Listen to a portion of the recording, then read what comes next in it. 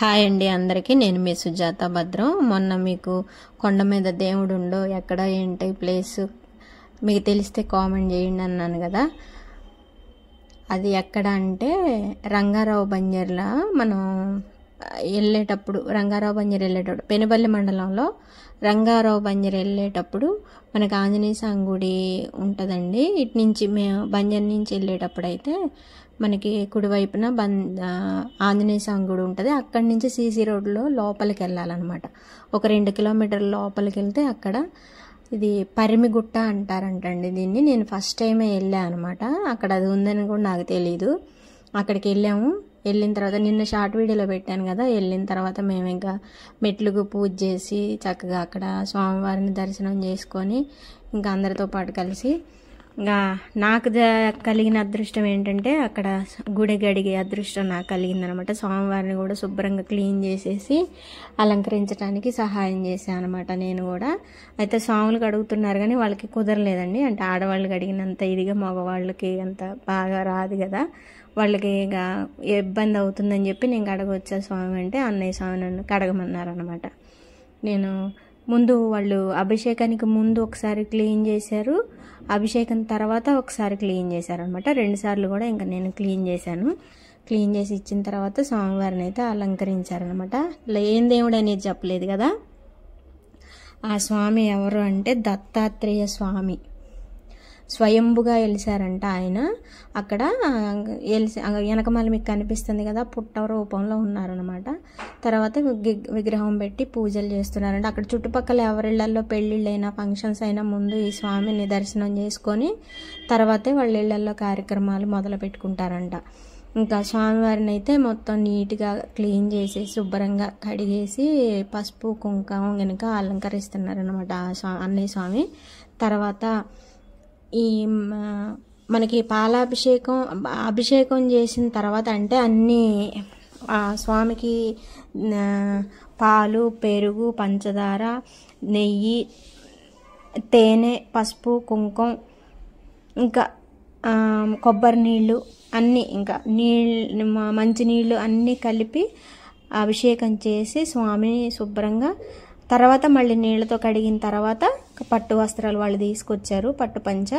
పట్టుపంచ కండువ వాళ్ళు అలంకరిస్తున్నారు అనమాట స్వాములు. ఈ లోపల ఆడవాళ్ళంతా పూలు మాలలు కట్టారు. వచ్చిన వాళ్ళంతా అక్కడ మంచిగా దీపారాధన చేసి గుడి ముందు మేము వెళ్ళకముందే వాళ్ళు అన్నయ్య స్వామి వాళ్ళ చుట్టాలు వాళ్ళందరూ వచ్చారు. వాళ్ళంతా మంచిగా చూడండి ముగ్గులేసి దీపారాధన చేశారనమాట. మేము కూడా వెళ్ళి కొంచెం దీపారాధన చేసేసి ఇంకా పనిలో పడ్డాం అనమాట. మేము కూడా వాళ్ళు నాతో పాటు వచ్చిన వాళ్ళు కూడా పూలు కింద కట్టడం, వంటల్లో హెల్ప్ చేయడం, వాళ్ళు చేసే పని వాళ్ళు చేశారు.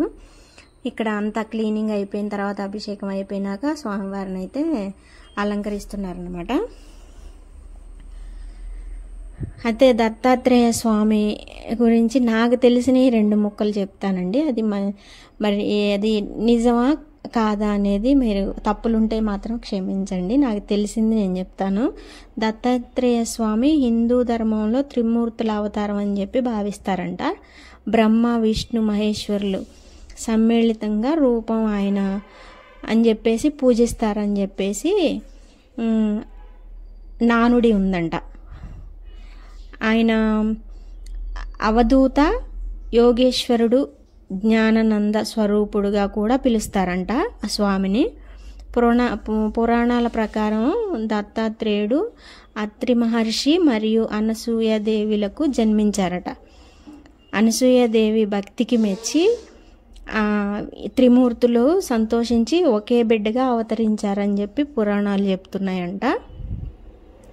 ఆయన ఎప్పుడు జన్మించారు అనేది మాత్రం త్రేతాయుగంలో జరిగిందని చెప్పి పురాణాలు చెప్తున్నాయంట. 1,00,000 సంవత్సరాల కిందట పౌరాణిక కాలం ఆధునికంగా అని చెప్పేసి అనుకుంటున్నారని చెప్పి అన్నారు. దత్తాత్రేయుడు చిన్ననాటి నుంచే యోగం, జ్ఞానంలో నిమగ్నమయ్యారంట. ఆయనకి గురువుగా ప్రకృతిలో 24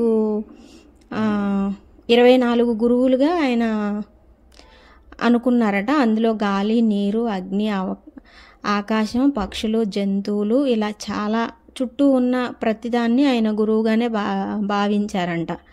అడవుల్లో తిరుగుతూ ప్రజలకు మోక్షం, తత్వం, నిజమైన జీవన మార్గం బోధించేవాడంట ఆ స్వామి. అందుకనే ఆయన్ని దత్తాత్రేయ స్వామి అని చెప్పేసి పిలిచేవాళ్ళంట. నాకు తెలిసింది నేను చెప్పాను, అంటే నేను తెలుసుకున్నాను ఈ 2 రోజుల నుంచి ఆ స్వామి గురించి. అసలు దత్తాత్రేయ స్వామి అంటే ఎవరు ఏంటి అని చెప్పి అక్కడ నేను గుడికి వెళ్ళిన తర్వాత ఆయన స్వయంభుగా వెలిశారని చెప్పేసి అన్నారు. అక్కడ అంతా గుడి గినక మంచి కట్టి అక్కడ వాటర్ వసతి అన్నీ ఉన్నాయన్నమాట అక్కడ. అంటే ఈ దేవుడు నాకు ఇంతవరకు తెలియలేదు, అసలు ఎవరు ఏంటి తెలుసుకుందామని చెప్పేసి నేను ఈ 3 రోజుల నుంచి స్వామి గురించి తెలుసుకున్నాను అనమాట. దత్తాత్రేయ స్వామి అంటే ఎవరు ఏంటి అని చెప్పేసి నాకు తెలిసిన విషయాలు మీతో పంచుకున్నాను. ఏమన్నా అందులో నాకు తెలియకుండా నేనేమైనా తప్పులు చెప్పుంటే క్షమించండి. అలా కాదు ఇలా అని చెప్తే నేను తెలుసుకుంటాను. నా వీడియో నచ్చితే ఒక లైక్ చేసి షేర్ చేసి